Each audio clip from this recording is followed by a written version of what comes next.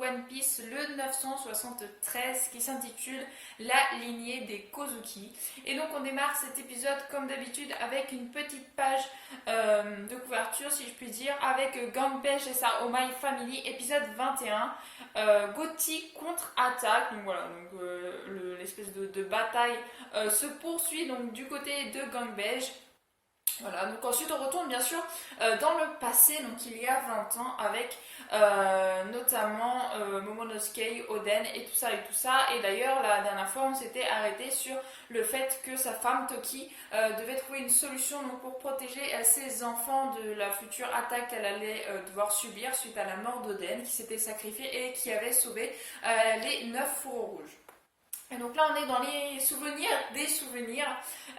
Au Is, et on voit Oden donc avec son fils. Arrête, c'est trop haut pour lui, Oden. On a beau être si haut dans le ciel, on n'arrive pas à en voir le bout. Sur une espèce ils sont sur un bateau avec une espèce de pieuvre au ballon, comme une montgolfière, et donc il est en train de jouer avec Momonosuke. C'est ce qu'on appelle le monde Momonosuke Iori. Regardez bien, c'est un paysage qu'on n'a pas à Wano. Et donc, ils sont tous trop contents quoi, de partir en voyage. Donc là, c'était quand ils étaient justement sur le bateau de Roger. Momo, c'est quoi ton type de fille? C'est pas un peu trop tôt? Et donc on a Oden qui demande à son fils quelle préférence il a avec les femmes, alors que son fils doit avoir à tout casser 3-4 ans. Et donc il y a Riley qui lui dit que c'est trop tôt pour demander ce genre de choses à son fils. Donc il est un peu abasourdi. Tranche tes ennemis comme s'ils étaient des rouleaux de printemps Momonosuke. Super éducation, super l'éducation. Donc voilà, on a les références avec les deux personnages qui sont pas du tout d'accord dans l'éducation, alors que c'est Oden, c'est leur père, donc forcément c'est lui qui fait sa propre éducation. C'était comment? Vous avez pu aller à Zoro, messire Oden? Oui, si je devais résumer mon voyage en quelques mots, Zoro et le clan Kozuki étaient historiquement très liés. Les Ming sont de puissants guerriers. Mettez-vous bien ça dans le crâne, les gars. Le moment venu, c'est à Zoro qu'il faudra aller. Et donc là, justement, ils sont en train de raconter un petit peu ce qui s'est passé sur le bateau de Roger. Et il y a justement le chien et le chat qui sont là et qu'ils écoutent. Et ils vous seront sans aucun doute d'une grande aide. Vous allez me faire rougir. Mais sur Oden, voulez-vous dire par le moment venu? Le moment venu, c'est le moment venu, non? Tu t'es amélioré, Iori, j'aime beaucoup ce morceau. C'est vrai, c'est la princesse de la lune. Donc là, on a sa fille qui n'est pas très grande, mais qui quand même utilise un instrument spécialement japonais, je suppose, et qui en joue pour son père, et son père est aux anges. Je vais encore m'améliorer, c'est un beau morceau, tu le joueras pour mes funérailles. L'autre, il dit ça, mais avec un grand sourire, Oden, à sa propre fille, enfin bref.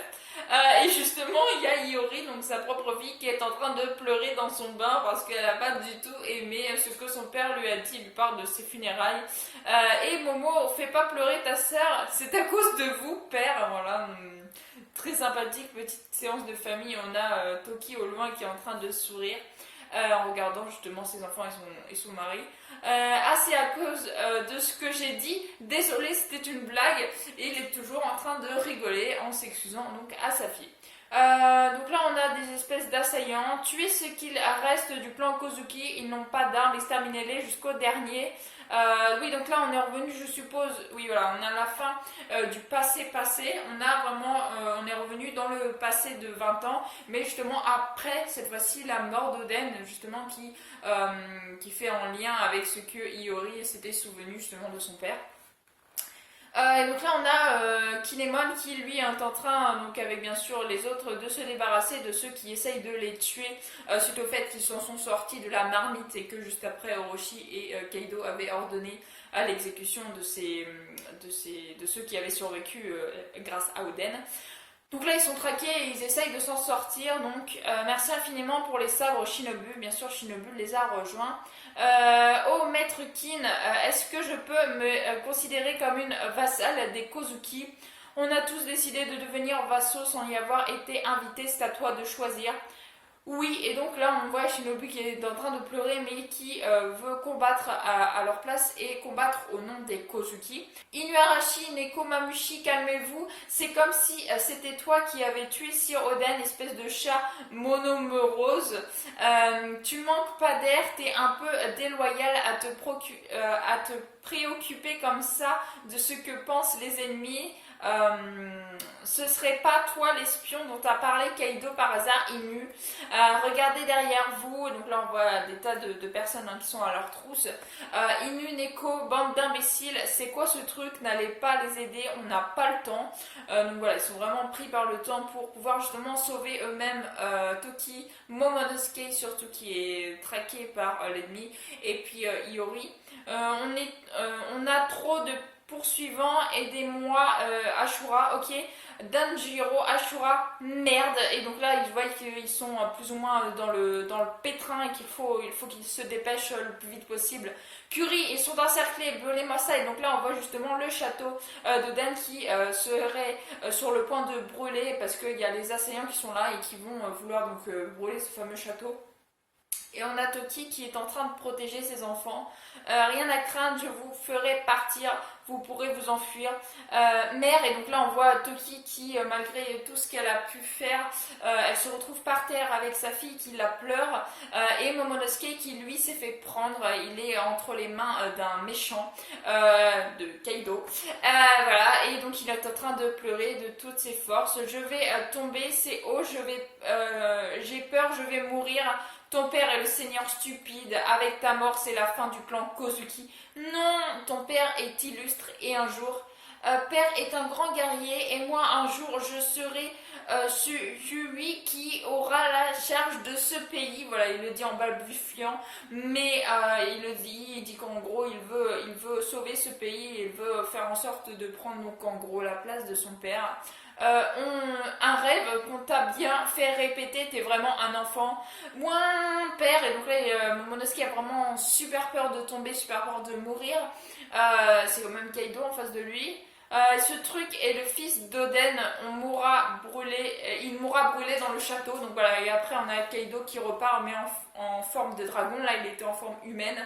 Donc il part en forme de dragon et il laisse la maison brûler avec Momonosuke à l'intérieur et sa petite sœur et sa mère. Sa mère qui s'est d'ailleurs relevée. Et on a bien sûr Kinemon et tous les autres vassaux qui arrivent. Momonosuke, Dame Iori, Dame Toki, vous êtes tous sains et saufs, Dieu merci. Voilà, Reizo, tout ça. Vous tous, venez là, j'ai à vous parler. Vers le futur, et donc là, oui, bien sûr, Toki leur avait dit, ça on l'avait déjà eu en flashback, qu'ils vont partir grâce à son pouvoir à elle dans le futur, donc dans 20 ans après, pour pouvoir les sauver, pour pouvoir faire en sorte qu'ils soient en gros morts, tués avec cette espèce d'incendie, et que personne ne puisse prétendre qu'ils vont revenir et après redonner l'assaut. Donc voilà, c'est grâce au pouvoir de Toki qu'ils s'en sont sortis. Par contre, moi, ce que je voudrais savoir, ce que j'espère que ce chapitre va nous donner, c'est comment Iori a survécu à ça. Comment elle a fait pour se faire passer pour quelqu'un d'autre. Voilà. Comment elle s'en est sortie, comment Toki a géré le truc. Princesse, ce sera bientôt fini. Ne laissez pas les samouraïs sortir du château, gardez les portes. Quelqu'un est sorti, feu, et donc voilà, donc ils sont vraiment en train d'assaillir, et là j'ai l'impression que c'est Toki qui s'enfuit justement avec un cheval. Ce n'est pas un samouraï, alors c'est qui? Kuri Bakuma, la nuit est en train de tomber, il fait de plus en plus sombre. Mamie, j'ai peur, ce n'est pas une nuit comme les autres, c'est la fin, le clan Kozuki, Sir Oden. Nous n'avons pas su leur faire confiance jusqu'au bout. Le châtiment des cieux va s'abattre sur nous. C'est une nuit éternelle sans la moindre clarté qui nous attend. Toki, tu le cherches aussi, pas vrai? C'est pour ça que tu as traversé 800 ans, ce fameux jour où le monde sera renversé. Si c'est le cas, tu n'as qu'à faire un bond de 20 ans et ton rêve sera. Et donc là, elle met la main, donc il y a un passé dans ce que Toki repense à son passé, et elle met la main devant la bouche d'Oden avant qu'il n'en dise plus. Pas de dîner pour toi ce soir, Oden. J'imagine, oui. Je n'ai aucun moyen de gagner de l'argent, alors ce n'est pas ce que je veux dire. Mais quoi alors? Tu me dis d'horribles choses, voilà. Donc elle voulait pas entendre la fin de l'histoire. Elle ne voulait pas, elle, je suppose, connaître le futur sans son mari.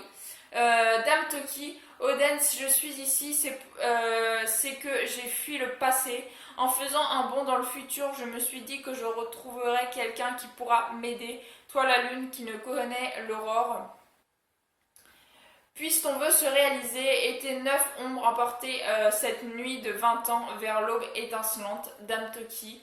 Et donc là, ils sont tous en train de prier, justement parce qu'ils se sont rendus compte que Oden et sa famille étaient des bienfaiteurs. Donc tous les villageois sont là en train de prier à leur bénédiction, je suppose.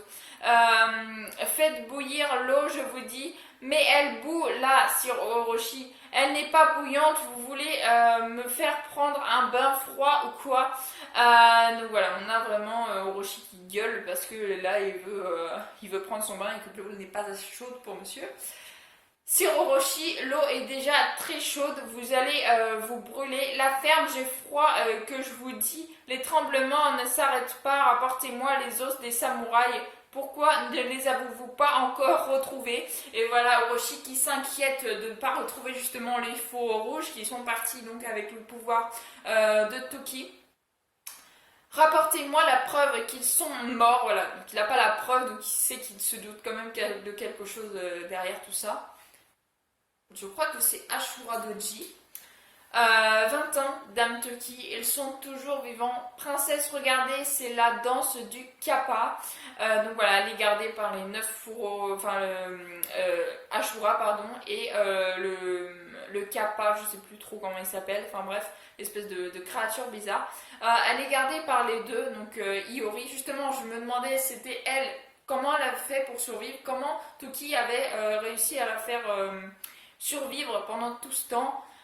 Comment elles en étaient sorties, et là je suis bien contente de la voir. Donc elle a été gardée par Ashura, donc c'est sûrement, je suppose, Ashura qui l'a élevée. Et puis là on a une espèce de, je ne sais pas qui, j'arrive pas à tilter c'est qui. Le type en néon dégueulasse, t'es sûr que tu vis ici à la capitale? Prends-nous sous tes ordres, c'est quoi ton nom? Ah oui, mon nom, Kyoshiro. Soit j'ai loupé quelque chose, soit je me souviens pas du tout de ce personnage-là. Alors je m'excuse. Dites-moi dans les commentaires, franchement, vos avis. Des fois vous m'éclairez mes lanternes, hein, des fois je mets du temps à comprendre. Voilà, je sais pas. Je comprends pas tout de suite des fois les choses. Voilà. Donc mettez-moi dans les commentaires si on avait déjà entendu parler de ce personnage-là, j'ai pas souvenir. La famille Kyoshiro, j'ai entendu parler de toi, veux-tu devenir mon garde du corps? Ce serait un véritable honneur, Shogun Orochi. Argent, femme, soldat, je vous fournirai tout ce que vous désiriez. Tu es fort, c'est qui ce type? Il est malin en plus d'être très compétent. C'est la naissance du nouveau chef de la prête, successeur du Yogoro, le fleuri, la capitale des fleurs, a besoin de nouveau Yakuza, la famille Kyoshiro. Il a déjà même un point faible, c'est vrai, il donne toujours l'impression qu'il va s'endormir. Son surnom, Kyoshiro, le somnolent. Ok, donc en fait c'est lui. C'est le type qui a la crête bleue dans l'anime, le second, si je puis dire, le vassau de Orochi. Ok, donc j'ai pas besoin finalement que vous m'expliquiez. Ça y est, j'ai capté dans ma petite cervelle. Ok, donc et lui je ne le supporte pas du tout, mais même pire qu'Orochi. Franchement, c'est un personnage, il me sort des yeux. Donc ok, j'ai compris qui c'était, ça va aller mieux pour la suite de l'histoire. Donc lui c'est Kyoshiro. Il doit trop s'amuser la nuit et donc les villageois se moquent de lui parce que justement il ressemble à quelqu'un qui veut dormir tout le temps. Regardez, c'est Yoshimatsu, l'argent qui se trouvait dans mon grenier a été volé et donc ce serait pas lui quand même qui vole aux riches pour donner aux pauvres. Ça me paraîtrait vraiment trop bizarre que ce soit lui qui fasse ça parce que je le supporte pas. C'est un personnage qui a l'air vraiment très d'être un gros connard, excusez-moi du terme, mais j'ai bien peur que finalement ce soit lui, le bienfaiteur des pauvres en fait. pourquoi pas. Dame Iori, princesse, où est-elle partie et pourquoi? Donc là, on a le Kappa qui pète un câble parce que justement, il ne sait pas où Iori se trouve alors qu'il avait sa garde. Boss, j'ai trouvé cette mignonne petite fille devant mon magasin. Elle est orpheline et s'est retrouvée à la capitale par hasard. On ne va quand même pas la laisser mourir de faim. Vous ne m'avez sûrement pas reconnu, mais Denjiro, vraiment, c'est bien moi, Dame Iori. Alors, donc c'est grâce à Kawamatsu. C'est à cause du démon nommé colère que j'aborde ce visage. Même Kinemon ne pourrait me reconnaître. C'est une chance pour nous. Je vous prie de garder secret mon identité jusqu'au jour de la bataille finale et de n'en dire mot, pas même à nos alliés. Désormais, c'est moi qui remplacerai Kawamatsu et vous protégerai. Faites-vous appeler Komuraseki. Mais non, mais non, c'est horrible. Je m'attendais pas du tout, mais alors pas du tout à ça. Ils ont bien caché leur jeu jusqu'à aujourd'hui, oui c'est clair. Donc voilà, on a donc la réponse. Qu'est-ce qui est devenu Iori? Eh bien, Iori se fait passer pour Komurasaki. Elle a changé de nom. Et elle se fait passer donc pour Komurasaki, donc cette garce, si je puis dire. Alors, est-ce que c'est un jeu qu'elle se donne avec les hommes, tout ce qu'elle fait subir aux hommes hein, qu'on a vu précédemment, justement. Mais en tout cas, voilà. Je ne m'attendais pas du tout à ça. Je ne pensais pas du tout que la sœur de Momonosuke était Komurasaki, la légende de Wano, la plus belle femme de Wano, celle qui fait vivre un enfer aux hommes. Voilà, c'est une révélation de ouf. Franchement, Oda, il est toujours là à me surprendre. Il me surprend, mais de ouf. Mais à chaque fois, c'est quelqu'un d'extraordinairement. Je sais pas comment il trouve ses idées, mais c'est extraordinaire. Voilà, en tout cas, un chapitre encore juste exceptionnel. J'ai énormément aimé ce chapitre. Très bon moment passé donc en votre compagnie encore une fois. Donc voilà, en tout cas j'espère que vous aurez aimé cette vidéo. Si vous avez aimé, n'hésitez pas à liker, à commenter, à partager et à vous abonner, ça me fera vraiment très très plaisir. Je vous souhaite une excellente fin de journée, portez-vous bien et moi je vous dis à la prochaine. Ciao ciao.